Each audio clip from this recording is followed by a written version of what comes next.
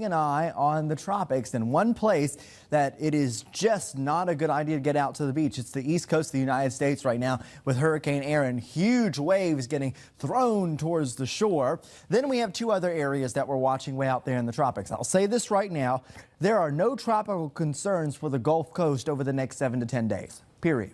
Anywhere in the Gulf, we look to be clear over the next 7 to 10 days. However, we have these two areas. This one is going to follow in the steps of Erin and likely turn quicker than Erin turned. So it will turn out to sea a little quicker, most likely, has a medium chance of development. And this one, forecast models really aren't enthusiastic about it. It may not survive the journey across as it moves into a more hostile environment, but still in the near term, a medium chance of development. Let's focus in on Erin. 110 mile per hour, category 2 hurricane, expected to strengthen here pretty shortly.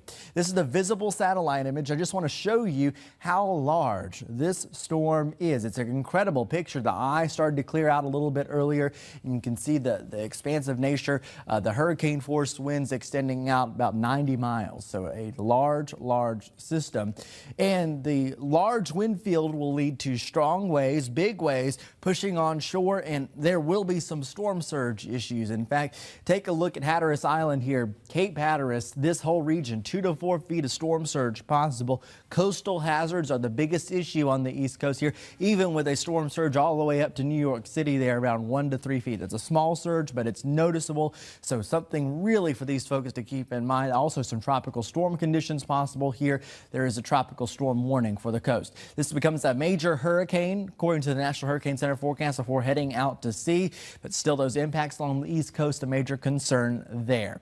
In our local forecast, we don't really have very many concerns at all. It is a typical summertime day with lower-ish rain chances. We do have a chance for a couple of thunderstorms that produce some gusty winds. That's what's highlighted by the Storm Prediction Center here in our inland spots. This is what the futurecast looks like through today.